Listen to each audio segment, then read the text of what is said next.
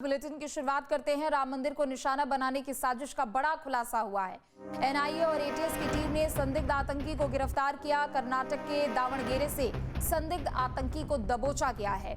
संदिग्ध आतंकी सुहेल को कर्नाटक से गिरफ्तार किया गया है। पूछताछ में राम मंदिर को टारगेट बनाने की उसने बात कबूली है।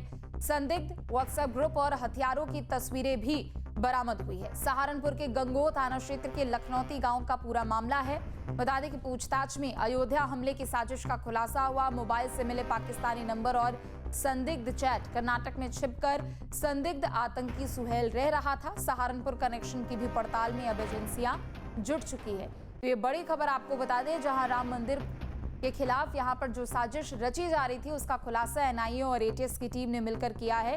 कर्नाटक के दावणगेरे से बता दें कि एक संदिग्ध शख्स को गिरफ्तार किया गया है जो कि कर्नाटक के दावणगेरे में रह रहा था और वहीं से उसने राम मंदिर के खिलाफ तमाम साजिशें रची भी थी। बता दें कि उससे पूछताछ भी की जा रही है, लेकिन दूसरी तरफ उसके मोबाइल फोन से काफी कुछ बरामद किया गया है। व्हाट्सएप ग्रुप बरामद किए गए हैं। पाकिस्तान कनेक्शन सामने आया है। पाकिस्तान के कुछ ऐसे नंबर्स भी उसके मोबाइल फोन में सेव मिले थे, जिसके बाद अब जांच एजेंसियां अलर्ट हो चुकी है। तो राम मंदिर को निशाना बनाने की साजिश का बड़ा खुलासा। बड़ी खबर आपको बता दें, एनआईए और एटीएस की टीम ने संदिग्ध आतंकी को गिरफ्तार किया है जो कि कर्नाटक के दावणगेरे में अपनी पहचान छिपाकर रह रहा था। तो सहारनपुर कनेक्शन की भी पड़ताल में अब एजेंसियां जुट चुकी है। बता दें कि संदिग्ध आतंकी सुहेल को कर्नाटक से गिरफ्तार किया गया है, लेकिन चूंकि वो कुछ संदिग्ध लोगों के संपर्क में भी था, तो ऐसे में सहारनपुर से भी यहां पर कनेक्शन की बात सामने आई, तो ऐसे में उस एंगल से भी मामले की जांच पड़ताल की जा रही है।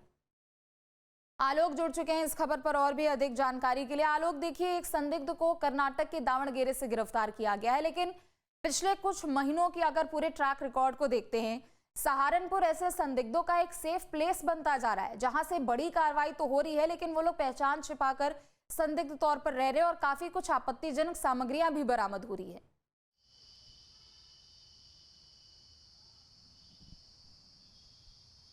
बिल्कुल ठीक कहा आपने। सहारनपुर एक सेफ प्लेस बनता जा रहा है, जिसकी वजह से एजेंसियों के लिए वो एक चुनौती का भी कहीं ना कहीं इलाका होता जा रहा है। और पश्चिमी उत्तर प्रदेश में बात करें तो सहारनपुर और आसपास के कई ऐसे क्षेत्र हैं, मेरठ, जहां पर पिछले अगर हम लगभग 3 महीनों की बात करें तो ऐसे कई संदिग्ध आतंकी गिरफ्तार हुए, जो टेलीग्राम के ग्रुप से या व्हाट्सएप और इन सब माध्यमों से कहीं ना कहीं सीमा उस पार पाकिस्तान के गैंगस्टर या आतंकी संगठनों से जुड़े पाए गए। काफ़ी कुछ डिटेल्स उन्होंने आदान प्रदान की भेजी हैं।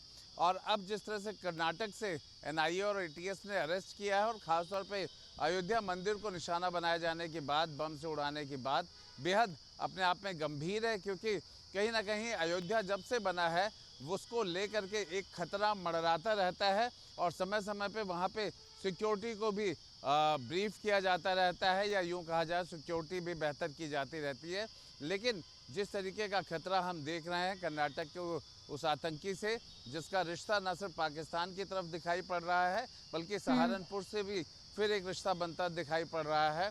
यहाँ अगर हम उत्तर प्रदेश के यूपी एटीएस की बात करते हैं तो पश्चिम में न सिर्फ एक नई यूपी एटीएस का सेंटर बनाया गया है संभल के पास, बल्कि वहाँ पर लगातार निगाह भी रखी जा रही है। एजेंसियाँ इस बात के लिए बहुत ही चौकन्नी हैं और बहुत ही, अगर कहा जाए कि चौकस हैं, कि इस बात को देखें कि जिस तरह के आतंकी गतिविधियों में शामिल कई आतंकी, संदिग्ध आतंकी पकड़े गए हैं, उनके नेटवर्क को तोड़ने की, तलाशने की, और सबसे बड़ी बात है कि ये तभी हो पाएगा जब पूरा का पूरा नेटवर्क पकड़ा जाएगा, वरना कर्नाटक से गिरफ्तारी जैसे आज हुई है, ऐसे और भी किसी जगह से गिरफ्तारी हो सकती है, जिसे हम लोकल मॉड्यूल, स्लीपर मॉड्यूल के नाम से जानते हैं। इस तरीके के मॉड्यूल जब तक रहेंगे ये खतरे ऐसे ही बने रहेंगे। जी बिल्कुल, चूंकि देखिए, एक तरफ तो संदिग्धों के खिलाफ कार्रवाई हो रही है, लेकिन दूसरी तरफ आलोक, सबसे बड़ा सवाल ये भी है कि आखिर ना सिर्फ सहारनपुर बल्कि वेस्ट यूपी कह ले, वो क्यों एक तरीके से यहाँ पर सेंटर बनता जा रहा है जहां आए दिन ये बड़ी कार्रवाई हो रही है।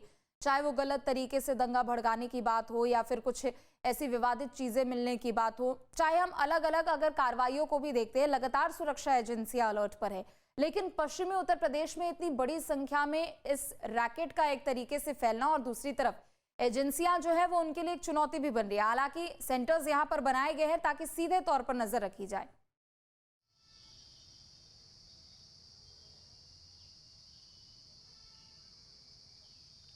बिल्कुल, देखिए शुरुआत यहीं से करें कि एटीएस का सेंटर बनाया ही इसीलिए गया क्योंकि पिछले कुछ समय से इस बात को देखा गया कि कहीं ना कहीं पश्चिमी उत्तर प्रदेश एक ऐसा हब बन चुका है, या यूं कहा जाए कि कुछ ऐसे हमेशा संदिग्ध पकड़े गए हैं जहां से पश्चिमी उत्तर प्रदेश हमेशा एक दायरे में रहता है, जहां पे अलर्ट का दायरा होता है। हालांकि हम पूर्वांचल की बात करें, पूर्वी उत्तर प्रदेश की बात करें, या फिर इधर जो तराई का क्षेत्र है जो नेपाल की सीमाओं से जुड़ा है, नेपाल से कई बार आतंकी गतिविधियां या फर्जी नोटों का पूरा गैंग काम करता था। आतंकी अभी भी संदिग्ध आने का काम करते हैं। वहाँ पे फोर्स लगी जरूर है, लेकिन पश्चिम का जो माहौल है वो किसी तरीके से ज़्यादा ही जुड़ा हुआ पाया गया है। पाकिस्तान के संपर्क यूँ कह लीजिए कि उन्होंने इतने समय में एक कोई नेटवर्क डेवलप किया जो लगातार उनके लिए लेवल 1, लेवल 2, लेवल 3 इस तरह के चरणबद्ध तरीके से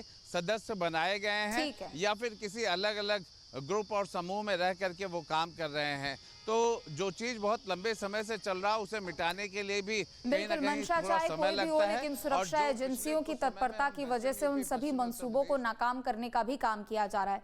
बहुत शुक्रिया आलोक तमाम जानकारी अपडेट के लिए। आपके मोबाइल पर तुरंत आएगी ब्रेकिंग न्यूज, स्क्रीन पर सबसे पहले दिखेगी बड़ी खबर, देश दुनिया की हर खबर एक जगह। अब आपके मोबाइल पर तुरंत फटाफट इंस्टॉल कीजिए न्यूज नेशन ऐप और रखिए खुद को अपडेट।